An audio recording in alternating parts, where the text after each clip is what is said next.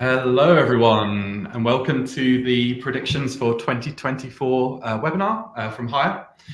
Today, I'm obviously joined by these fantastic guests that you can see probably down the left-hand side of your video screen here. And hopefully we've got a really good balanced view to help you navigate 2024 after a pretty wild 2023. So I'm joined today by Benji, CEO of Ashby, AJ Thomas from X, and Chris Vass from Talentful. And I'm Phil Blaydes, founder of Hire, hopefully helping to provide some kind of moderation to what is going on here. Right, so I think we're going to start with quick introductions from everyone, so you know who everyone is, and then we can jump straight into the topics. So AJ, actually, you're in my top left-hand corner. Maybe if you give a quick introduction to yourself, that'd be great. Yeah, fantastic. Hi, everyone. My name is AJ Thomas, currently Chaos Pilot at the Moonshot Factory at X, and also a member of our Hire Community Advisory Board. So very excited to be here today. Awesome. Benji? Awesome. Benji, co-founder and CEO of Ashby. And yeah, have been working with a lot of people in the Hire community over the last couple of years. Awesome. Chris? Awesome. I just realized I'm going to be drinking this, and I just wanted to let everyone know that this is not a beer, it's a water. I'm not necking a beer at 11 a.m. So I'm Chris, CEO at Talentful, and yeah, excited to talk about all things 2024. Awesome. Thanks very much. Well, one thing we were just talking about in backstage, I don't know whether anyone could hear us in the backstage. I don't think they could actually, but AJ had a pretty hot take on like predictions basically from the start. But I think predictions are pretty hard to make, but ultimately what we're trying to do here is just give sort of some of the benefit of what we're seeing from where we're sitting. So some on the vendor side, some on the in-house sort of leadership side. And we really welcome any questions that you've got, any comments that you've got. We can see them coming from LinkedIn. There's a little bit of a delay, but please do fire them over, and hopefully we can sort of weave them into the narrative of what we're doing here today. Where should we start then? Should we start with AI? It feels like a very zeitgeisty thing that was very much talked about through 2023. Do we think this is the year that AI really, affects talent acquisition, and do we think that's going to be a positive or negative thing? Who wants to take that? AJ? Yeah, I'm happy to. I actually think it's already affecting talent acquisition. I think the difference is going to be that the good TA teams will experiment with it, but perhaps the great ones will try to incorporate this in their day-to-day. And what that could look like is anywhere between experimenting with it with your hiring managers and then figuring out how to put it into your workflow. Things like interview guides, interview questions, even how to put together your own personalized intake of things that are happening in your organization that can shape the way that those guides come out. So, I mean, that's just one example, but I think that the really great TA teams, they will start incorporating that at every stage of their hiring cycle. And we have tools already that are starting to do that for us, right? Yeah. Soft throw to Benji over there.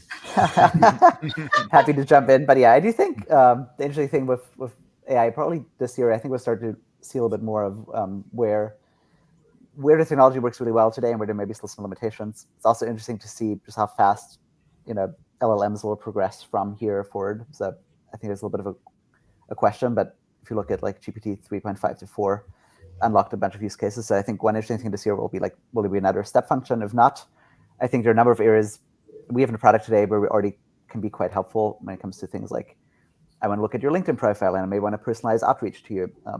That's a thing that these tools are really good at. And I think they're kind of a bunch of smaller tasks along the workflow of recruiting teams where they can really help. And I'm curious to see if we can take that further if technology improves more. And then I think we also had briefly talked about kind of the applicant side, and it will be interesting to see. I do think, even without AI, we were currently in this market where inbound volume, we see it in our data, is really up across a lot of companies, and AI will likely make that increase further because it just makes it a little bit easier to apply to more jobs and automate that process. And so I expect this year will be an interesting kind of, we'll see what happens on kind of both sides of how we deal with that kind of reduced friction and kind of applying to a lot of jobs and having to deal with a lot of inbound volume on the other side. And this is definitely something we're looking at with our customers. Yeah, I definitely think it's going to act more like in the near future a co-pilot to recruitment teams, to supercharge them and take care of the heavy lifting and a lot of the kind of administrative tasks like scheduling or sourcing and stuff like AJ was saying, creating candidate packs and into drafting interview notes and the stuff that typically gets dropped in the interview process and causes poor candidate experience. I'm really interested though to take the kind of contrarian view and with everyone having access to these tools, being able to send personalized outreach at volume, is that going to lower the effectiveness of that method of engagement and those channels? And are we actually going to have to look at different ways to engage candidates, like more in person or events or community? And I think that's something that's quite interesting to me. It's like, actually, with this becoming commonplace, does that reduce the effectiveness? So yeah, that's something that's... Well, I'm curious, Chris, like what effectiveness, because I see it on the other side where you can make the community gatherings more effective with the tools, just like you can make any professional or individual more effective by leveraging AI as a launch point and a starting point. Like you said, also like a co-pilot almost, but not completely replacing that aspect of the connection that you need, right? One thing when Benji was talking about technology and I was talking about the TA teams, if you do take it to that scale of like the TA teams, the technology, and then the community, what does that stack look like for AI? I wonder what that map could look like in 2024, because if we could see what that looks like and how those interconnects happen, I think the industry from a talent acquisition perspective actually wins, because it up-levels everyone. Right. But I think 2024, as we're still learning about AI, and again, I'm not an expert on this. I'm also kind of experimenting with some things in this area. I would say really getting curious around what bends or breaks, but what's really going to be turning into what the interconnects are at each level. Because I want to think about up-leveling it at each of those dimensions, right? Right now, because it's so early, everyone's still kind of looking at it like, what do I do in this specific instance? Versus, systemically, what could that look like? Yeah. Chris, one note on kind of the like effectiveness. I think actually right now, while it seems like a lot of people are leveraging AI tools, I still think you have a little bit of an edge if you're doing it well early. At some point, it will probably go away. That's kind of one part. The other portion is the way we've designed things in Ashby specifically, and I think what we'll see more generally is we don't let AI write the entire email for you. I think with that, you will end up with like a very boilerplatey, ChatGPT is actually not a great writer by default. So what we do is we let you draft an email and have like a paragraph be personalized, and then it looks at your job description, uses the language from the job description, it uses the language from your email. And so there's a lot of like personal touch in kind of how you draft a message. And it's kind of the small snippet of like then further tailoring that message that is kind of personalized. So I think we'll see more of that kind of thing that will actually have positive impact. Yeah. Will we see less of the campaign in brackets, like "Dear Candidate" in brackets? Very likely, yes. But I won't promote my product too much more beyond that. But we actually do that. We avoid that in the product. We don't have brackets. You have to click a button to add these little tokens. I love it. Yeah.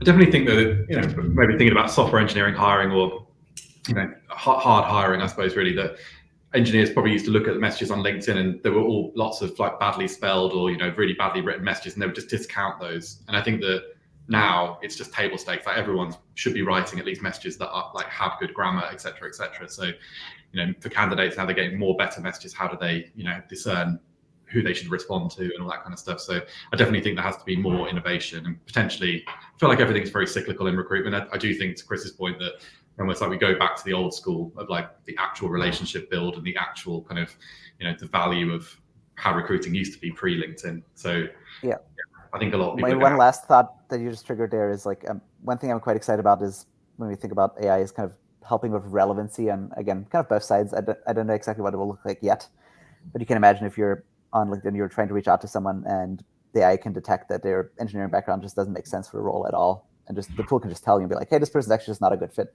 Just don't send them. I keep getting messages about PHP developer positions, and I never wrote a line of PHP in my life. So if the tool can prevent that from happening, that's great. And I think on the candidate side too, I think AI screening stuff is pretty controversial, I think for good reasons. I think we'll make some progress there in a way that feels right for both sides. But if you could apply it to a job and be like, the job page can just tell you like, hey, your background is just not a good fit for this role because you're missing these key requirements, we can kind of potentially reduce noise on both sides. But don't know exactly what it will look like, but that's something I'm generally excited about exploring. Mm-hmm. Okay, what do we think about the broader tech stack in sort of TA going forward? And so, AJ and Chris, you were both involved in this meeting with our advisory board for hire last week, and we were talking about there's a lot of consolidation going on of tech. There's lots of teams have massive, sort of 10, 15 tools they were using. People want to consolidate that down. What I guess what people are seeing at the moment, is that a real thing? And I guess what tech do you think wins out? And Ashby is a great tool, but let's not just say Ashby. I'm sure there are other great tools that we can recommend on here as well. Who's doing good things? Well, I think it's about time, to be honest. I mean, you've seen so much tech come into this ecosystem, and I've always wondered, like, some of them are very feature focused, but you end up having, if you want to run a full life cycle and have a tech stack that flows end to end, you end up with, like you said, a bunch of tools that end up costing you a lot of money. And I think that one of the themes for this year, I think, is just capital efficiency, and the company's really looking at how they're spending their money and what return on investment they're getting. And so I don't think there's like a one-trick pony. It's like, this tool is the winner. I think it really depends on the team, their goals, and how their function is set up at the moment. And just looking at, how they recruit, the success that they have, and what tool can drive the most return for them. And I think this year especially, and last year to some degree, I think leaders are really scrutinizing their spend and looking at things that really make a difference to their business. And so I think that's probably then flowing down to the people who are building these tools to really drive impact with what they're building, and provide more in their tool set. So yeah, I'm interested to see how it goes, but I think it's a good thing overall. Yeah, I'm curious about this in a sense of whether or not we also align, because I think about philosophy, I think about the practices, and I think about the processes, and the tools kind of enable all those things, right? And so in our mindset, I'm hoping for the TA industry that we think about how the best thing we can give to any company as a function is a winning company in the market, irrespective of whatever that market may be. And so aligning your tech stack with some first principles philosophies of what actually is aligned with the business. People like to say, oh, we're going to do more with less. I would love to hopefully predict that with these constraints come this creativity of people going, oh, how can I do better with different? Because this is different, right? But in all, in all the things that we talk about within the tech stack and the cost and just the time that you spend trying to put these pieces together, if you spend the time up front in 2024, I hope most teams will be doing this, is really looking at, does the philosophy of our tech stack actually match up to what the business is looking for, not just for this year, but like taking the long view and what that looks like longer term. Because like you said, most things are as most technology is feature driven, the customer becomes feature driven. Mm-hmm. And I think on the vendor side, my prediction would be that they're going to look at more platform solutions. That it is, I'm going to keep saying this word, it's like the buzzword of the day. Take a drink every time I say this, Chris. Systemic.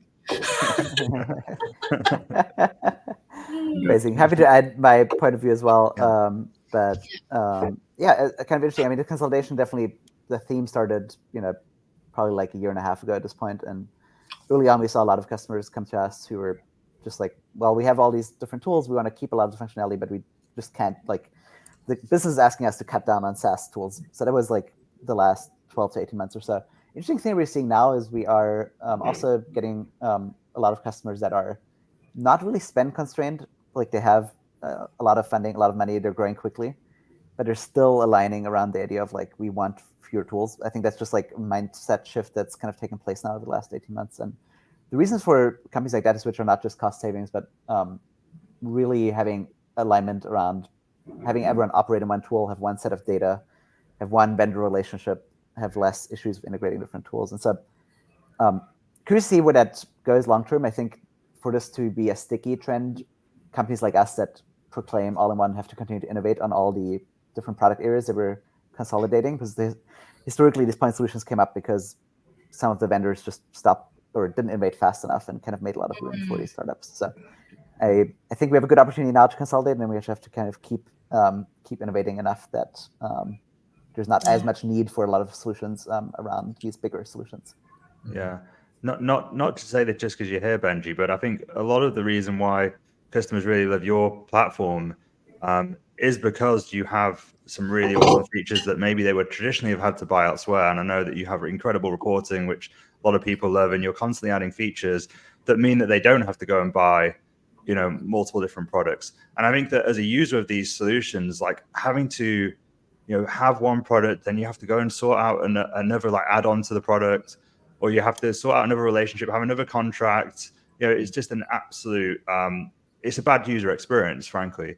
And I think you're seeing it a lot, like Rippling obviously are doing it. You're seeing like companies like Gem building an ATS.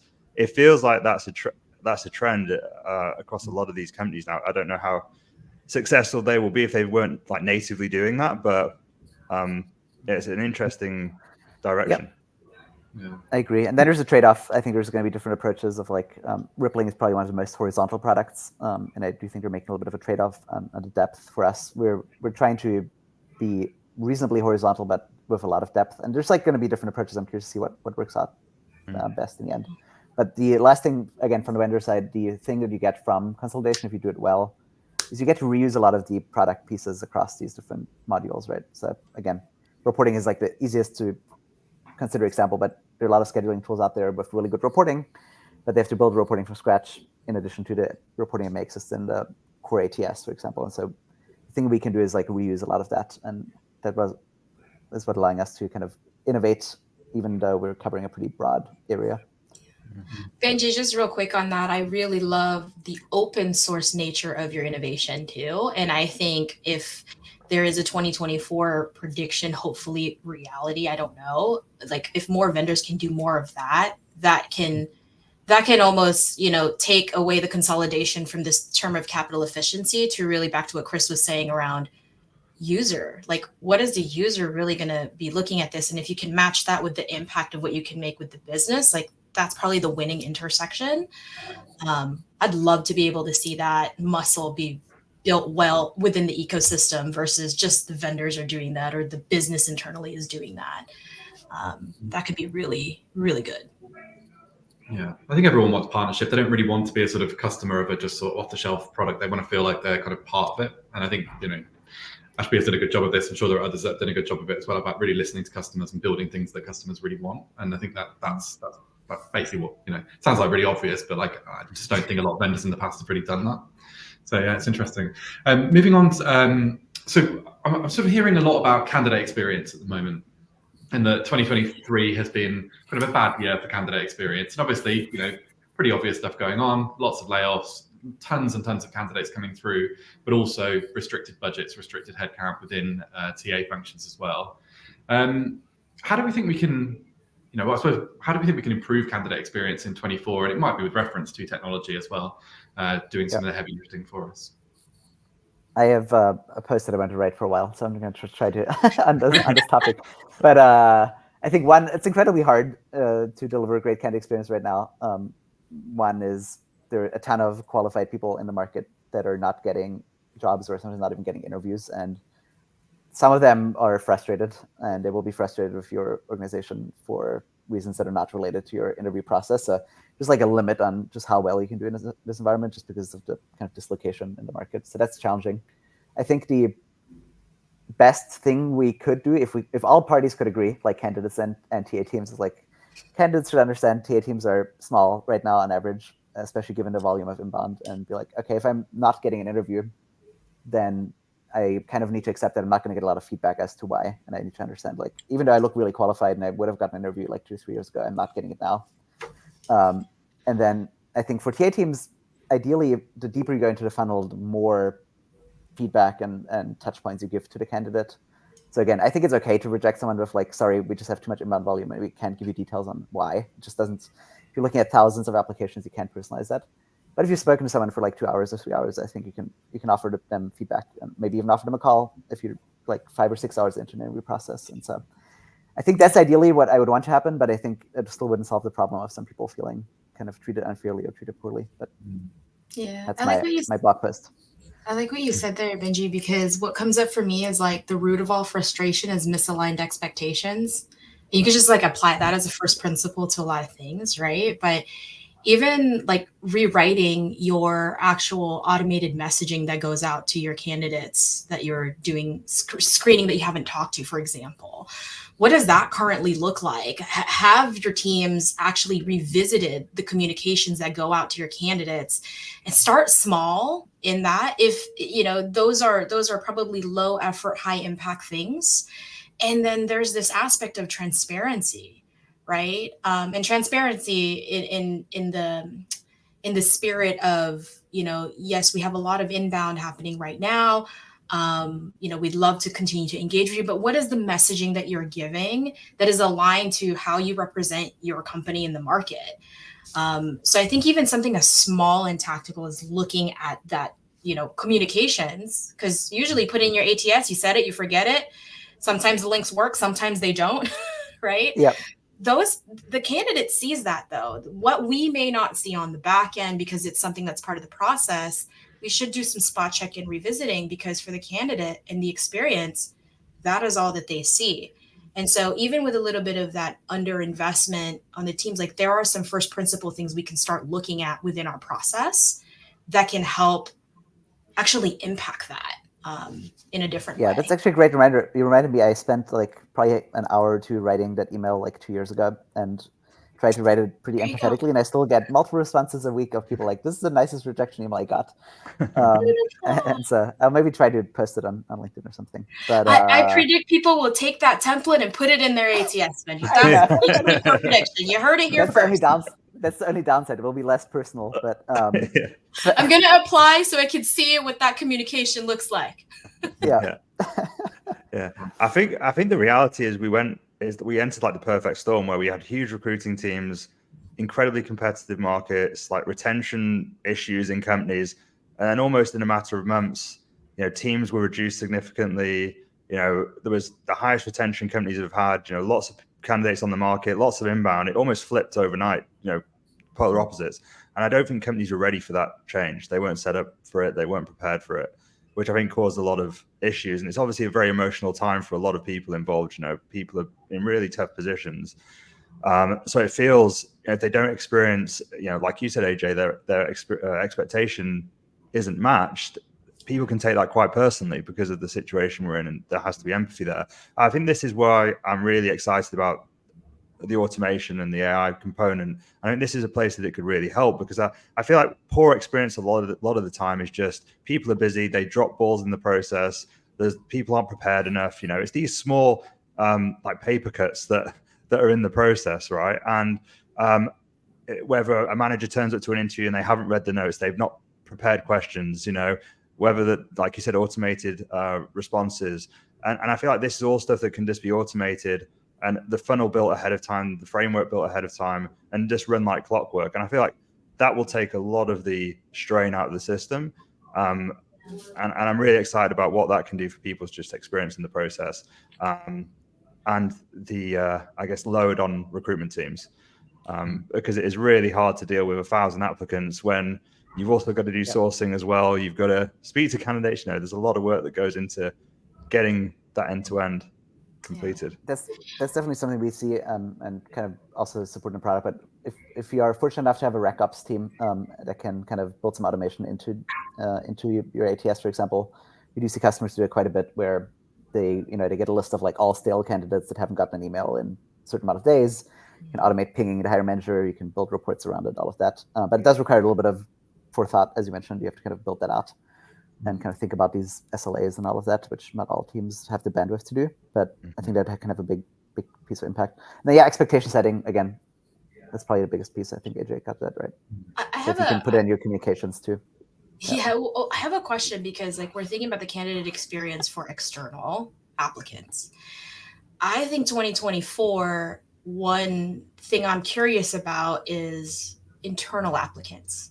Like, how are recruiters and recruiting teams turning their attention to the talent they already have with this whole theme of what's happening in the market, what's happening with companies, what's happening with this mindset of changing to doing, better with different. That's often sometimes neglected or outsourced to like talent development or development or HRBPs. But is that something that from a TA perspective, we could be also holistically looking at how you match those experiences so there's equity in that process for external and internal? I'm curious as to whether or not that's a place that we go in 2024. I definitely think, I don't have a long piece on this, but I do think we are definitely, in the last 12 months or so, I've seen a much bigger emphasis in our customers on internal hiring and internal mobility in general. So I do think there's a bigger focus there. I haven't seen candidate experience being a huge issue there, but definitely kind of a lot of, especially smaller organizations, have just been learning of like, how do we do internal and external hiring at the same time? Right. When do we post a job internally? Do we first ask internally before we post externally? So these kind of things we've seen spend a good amount of time with customers.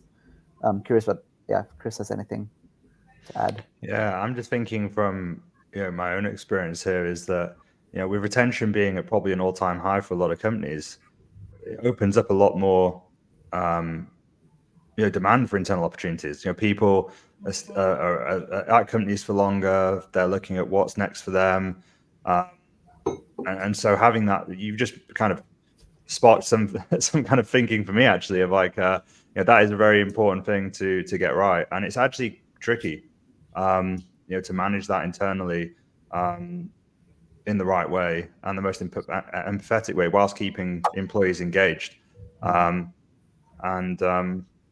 It's I don't think I've got an answer, to be honest, but it's definitely something that's really important.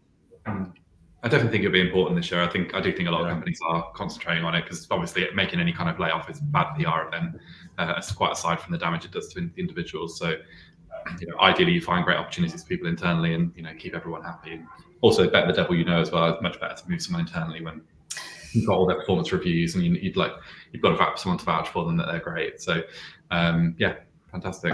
I guess on that point, I have been quite surprised to see there is a few leaders that have been doing this really successfully, but when there's these layoffs that have happened in recruiting, I think recruiting is a very transferable skill set internally. And a lot of companies have been making huge layoffs in talent teams whilst hiring salespeople or whilst hiring roles that these folks could maybe go into with some care and attention. And I've been surprised that hasn't been done more of. And for the leaders that I know that have done that, it's actually worked out and been very successful. So it's great. You've got a bench of TA people that understand a lot more about the business that they've been recruiting for. It's perfect, basically. I think people were doing it a lot more during the actual pandemic period. I was certainly, I was talking to a lot of people during that period, and various different big companies were redeploying, on a kind of interim basis. But yeah. Just want to shout out. There's a great comment here about people being afraid to give bad news when I completely agree with that. I think ultimately candidates or people, let's call them, just want the truth a lot of the time. They just want to know. So if it's a no, it's a no. And maybe they do come back with a rebuttal, try and like sell you back in on it. But ultimately, some news is better than no news. And I really agree with that point. Okay. So I suppose picking up on the layoffs piece, really, with this kind of scar tissue, I suppose, really for TA leaders of having to lay off tons of people in their teams. Where does that leave their thoughts around how to reset those teams back up when it comes to perm hires versus contractors versus AI versus external parties? Any thoughts on that from what people are hearing or seeing at the moment?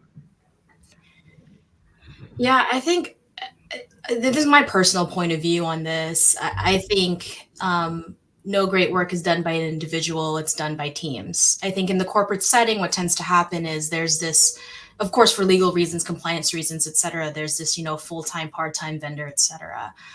I think the best thing that we can do to help companies win is make sure that the goals there are all threaded together. And, of course, most companies will probably want a little bit of variability in that space. And so I think one thing I'd be curious about is how are TA teams actually using their current talent acquisition teams to equip them to be utility players across the business, right? Because you just made a great point. These folks know exactly what's going on in the business because they're hiring in the business, right? There are two roles that touch your customers on a daily basis, customers and clients on a daily basis, your recruiters and your salespeople. And so they know what's happening. How do you take that knowledge and build that into, your TA team? But not only just your TA team, how do you think about also positioning them within the business, whether they work on a project or an initiative, if there's a downtime, and creating that utility effect? And so that could be a curiosity to have in 2024 is if teams are going to start to look at recruiting as not specialized. A little bit of a warm take, not quite hot take there, but like more, a utility skill across the organization. That is an interesting piece to me because there are a lot of very solid lines drawn in between, even with technology as a resource, right? But again, that's my take. Yeah, I think high level, we're definitely seeing companies spend quite a bit more time on capacity planning and more thought than in the last few years. I think 2020, 2021, we all expected that every company will just grow headcount forever. And so we all have to build out huge teams quickly.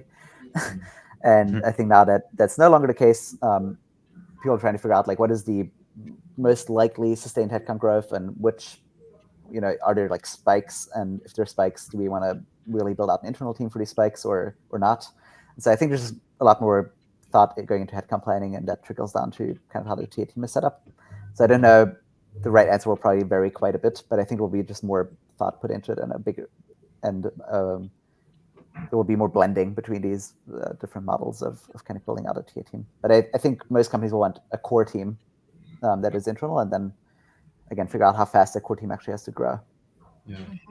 Yeah, I think similar answer really, and I think similar to when you asked like what's the go-to tech tool. I don't think there is any use kind of having like a dogmatic approach to it. I think a mix of all of them actually is the answer maybe, and it's about looking at the goals of your team and your business and the challenges that you face and how you can best approach those. And I think that a lot of people are seeing just the last couple of years. There's a lot of uncertainty. And I think there's definite need for flexibility. I think when that comes to signing vendor contracts, people want shorter term contracts and more flexibility there. They don't want to be locked into multi-year deals. I think they're thinking twice before building big permanent teams and just hedging. I think it's a smart plan to hedge at least whilst there is some uncertainty. And this approach of core team and then building capacity around that core team, I think makes a lot of sense. But I think it just needs to match against your goals. If you've been running for the last 5 years at a sustained rate and you've not made any layoffs, then you probably can. It probably makes sense for you to build a perm team. But if you've been hiring 100 recruiters and then laying 50% off every 2 years, it's probably not smart to build a permanent recruitment team again, right? So I think you just need to look at the data, look at your specific business case, and plan accordingly. Yeah. Do you think it has any effect on TA employment, so the employment of TA professionals? So do you think there's going to be enough of a change going on out there that maybe there are less permanent jobs, or the nature of employment changes, or not? I'm curious to see that.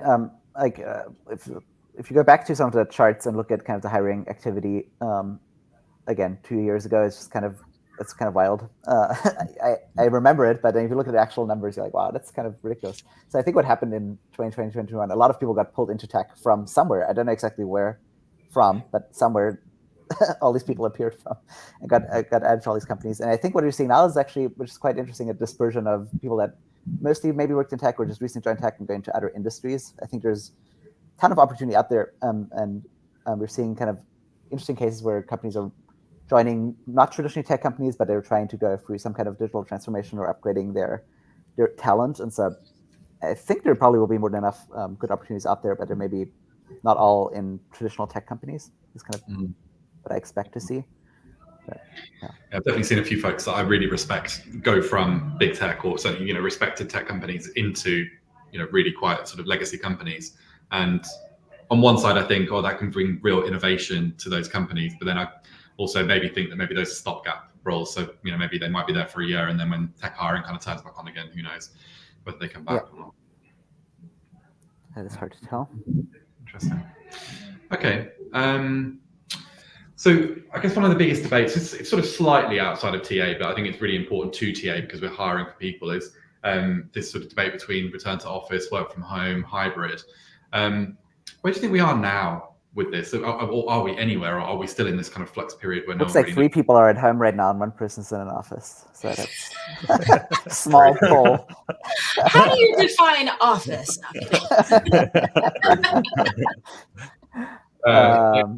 But good point. There's your data right there.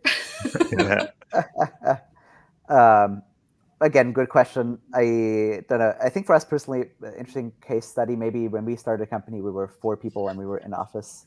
And I was originally from Germany, moved to the US about 10 years ago. And at the beginning of the pandemic, kind of felt like, okay, this will probably be a long-term thing. This is a good opportunity to hire a bunch of people in Europe that are really strong. We may would have not thought about.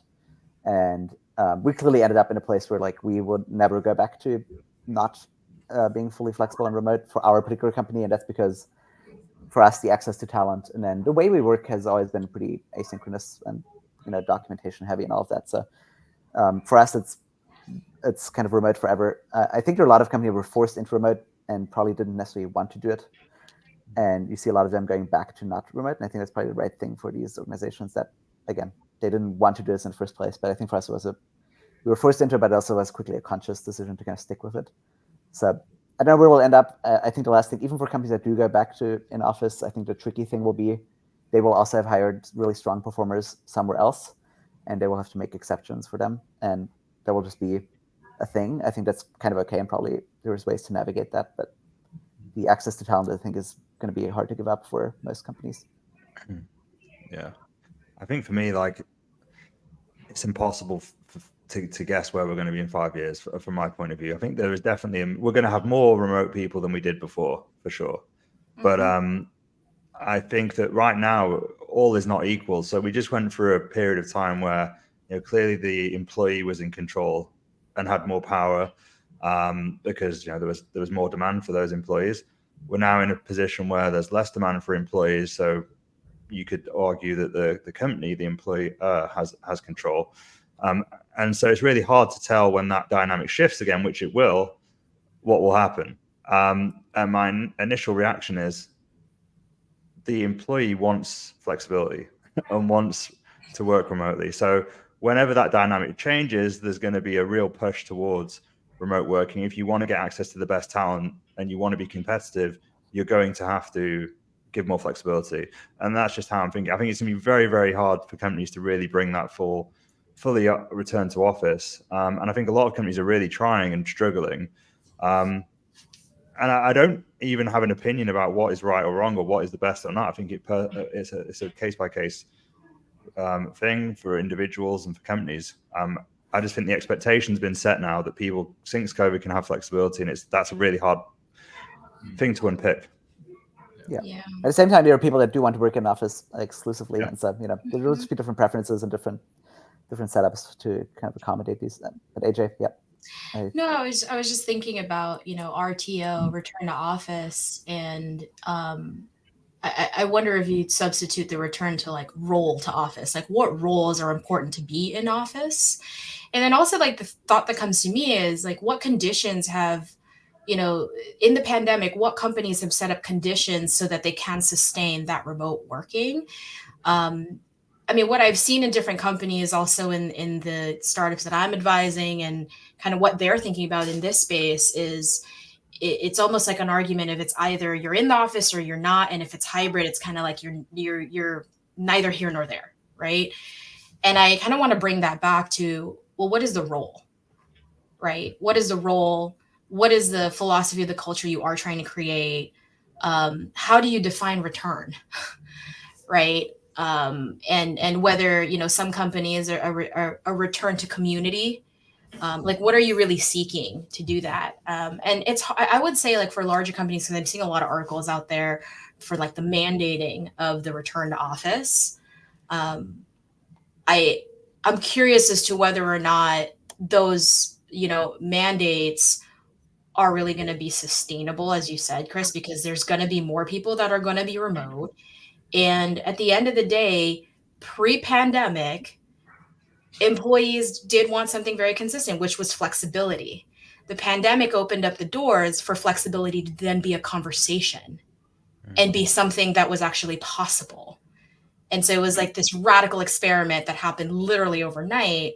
And now, how do companies actually sustain what that looks like? I don't have a right or wrong on this, but my prediction, or my curiosity, as I like to replace that word with, is, you know, 2024 could really be about defining the roles in your organization and what that looks like in context to your culture. Mm-hmm. Yeah. I have one more kind of general thought. Sorry. Yeah, Chris. Oh, you go, Benji. When I mentioned kind of that we were kind of remote friendly, you know, we do have our SF office, and we have a couple of people use it because they want to work from an office every once in a while. And I think that's kind of the model we want, but we don't want the culture to be office centric. As we grow, we may have more hubs, but it's kind of a place where you can go if you want to, but there's not a place where stuff happens that doesn't happen remotely. And I think that's kind of the interesting thing for large companies that are large enough. They always have to learn how to work distributed anyway, because even if they're in office, they'll have a lot of different offices across a lot of different time zones and regions. And so it starts blurring a little bit in terms of what distributed versus remote means, etc. So don't know what I'm trying to say with that, but I think you're saying it depends. Yes, it depends. It's all my answers always. But I think outside of a relatively, and there's like different, like there's a very early stage company, right? If I was starting a new startup of 5 people, I'd very likely be in person full time, because that's just more fun to do it that way at that stage of a company. But so it really sparked something for me what you just said there, Benji, actually, about like almost if you're trying to create an equitable workforce, so having this distributed workforce, you can't have things sort of happening in the office that people miss out on. It's like it's a place to work, but it's not. No big events are going to happen at that point. Every big event has to be equitable and kind of, you know, so everyone can attend it on the same basis to make it really fair, I think, which is something we're working on at the moment as a company, which, you know, it's very hard to do. Be very intentional. Okay. So moving on to DEI. So obviously, you know, from 2020, there's huge focus on DEI across, particularly in tech companies, but I think broadly across the world, really. Where are we now in 2024? Kind of what do we feel like is changing at the moment, and, you know, what should people be aware of? Yeah, I have an opinion on this around broadening the aperture for how we think about DEI just collectively. You know, and I liken this to a analogy of, you know, think about a house with one door. And if I think about the systemic work of providing access, because really it's providing the structure for access for more folks to be connected to opportunities, how are teams and organizations either doubling the panel on that door or widening that so it's more people are able to come in and have access to those opportunities? I think we were talking about this earlier in the term of like access, belonging, and commitment, right? So in my own personal framework of thinking about the work in this space is, what kind of access are you providing for opportunities? What kind of belonging are you creating the conditions for, you know, folks that are connected to those opportunities now that you've widened the access for folks to be able to come in? And then what kind of commitments are you willing to make and continually choosing to make in this space? You know, there's a lot of articles out there to the point where, you know, we're, again, just, it's becoming just more of a headline than people really reading the substance. And I think that's sad for the work and the progress that's been made in the space. But at the end of the day, like, how do we widen the aperture to DEI not just being kind of this headline word, and then all of a sudden you just follow the zeitgeist, right? Like, what does it really mean when you center down and look at the philosophies of what that means for your team, for your organization, and for you as an individual? Because part of providing of the access is acknowledging that everybody comes from a different path. And then how do you address that nuance and prioritize for how you're going to help your business win with creating that strategy? Because I think, Chris, you've said this before, you need a diverse set of perspectives to have a winning team, right? Yeah, absolutely. Yeah, I think that unfortunately, there's a lot of stuff. Sorry, Benji. No, you go ahead. There's a lot of obviously controversy online at the moment. A lot of people calling for the end of DEI, and I think that's wrong. I think most reasonable people understand that it's incredibly important, and unfortunately, it's been co-opted and hijacked by like a vocal minority of extreme people on the both the left and right. And I think that it misses the purpose of the movement really. And I think for me anyway, I try and look at it quite simple and like outcomes orientated, is that most companies want to hire the best people so they can build the best company and drive success. And those people come from all types of backgrounds and walks of life, and so you need those people, and you need to create systems and processes that can make those people feel like your company can be a place they can succeed and be effective and be listened to. So I think ultimately it's really important. It's here to stay. Maybe it needs reframing, repackaging. Maybe it needs like a reset or something. But I think it's definitely here to stay for companies. Yeah, I'll answer at a higher level, but I think kind of similar to the work from home thing we just discussed earlier. I think the problem we're facing is a lot of organizations were kind of forced to be very reactive in 2020. This was not necessarily a thing they were fully prepared to invest in or had a thought out strategy around, but felt like they had to do something in response to kind of just the zeitgeist. And I think what are just kind of prediction in both of these, what we're going to see this year is teams actually have the time to think about what each of these topics mean for them. How do they want to implement DI practices? And there's a wide range, from how much focus you want to put into it and how you want to approach the problem. And I think the biggest change we'll see is that it will be more nuanced, rather than everyone doing like the thing that they think they need to do. They'll take a step back and be like, what is the best for our organization? And yeah, how big of a focus is it? I think that will remain in focus for pretty much every team, but I think there's a really wide range of approaches to it. And so main prediction is just we'll probably have more nuanced approaches, and organizations will have had more time to come up with their unique answers to it. Yeah. Makes total sense. Awesome. So we're coming towards the end now. So I think this is probably the hardest bit, because how can we sum up what we think 2024 is going to be like? So maybe if we could, maybe not quite a hot take, it could be a hot take, but just a kind of summary of like, what do you each think is 2024 is going to be like from a TA perspective? Yeah, I heard a lot of 2024 is back to basics. Mm-hmm. What are the good fundamentals? And it really depends on what you're optimizing for. So again, go back to those very first principles, because as Benji said, you have some time to do that. And even TA professionals that are listening to this today that are probably open to work or flashing that green banner up, it's a time to also reflect on how you enter back into the market, because the market will swing back up, right?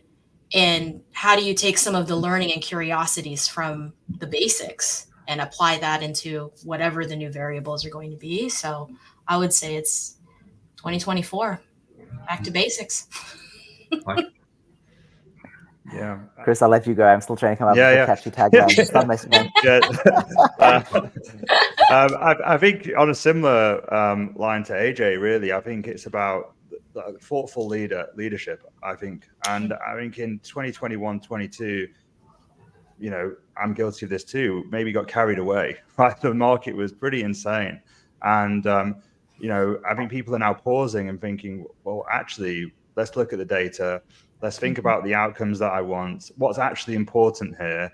Let's strip away the vanity metrics of building huge teams and, actually think about what we're doing. And I think that's a good thing. I think it's going to cause a really thoughtful approach. It's going to lead to things like, looking at how people are spending money, what the return on investment you're going to get, how to structure teams so that you're not laying them off in 6 months, 12 months time. And I think, what that role, what a recruiter's role or a TA team looks like in the future. so it can be more sustainable. And I think that all of these things are really actually a net positive. And hopefully when the market swings back, we won't just fall into old habits. I'm really hoping that doesn't happen, but hopefully not. Yeah. Your thoughts, Benji? I can't come up with any great catchline, but I'm thinking of something along the lines of, I feel like new normal was used 2 years ago, but I think we're back to new normal again. And kind of like, I think 2022, 2023, where a lot of people are still hanging on to the kind of 2021 time frame. And just like, I think we're slowly getting over it and be like, okay, now it's more like 2017 was in tech or something like that. And we're kind of getting used to that collectively and kind of thinking what it means about how to build businesses and TA teams. And so I think new normal, I don't know if that's the right term, but I think we're just getting used to the current environment. And I think we'll be treating the last couple of years as more of an outlier than a continued trend. But Hey Benji, can I build on what you just said? Because just listening in the last hour we've had together, I heard you say the word nuance. Yeah. And it's almost like a play on the phrase new uncertain. I didn't. You're a very creative person, clearly.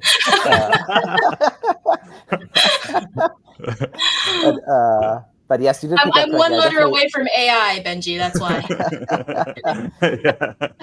I do. Maybe.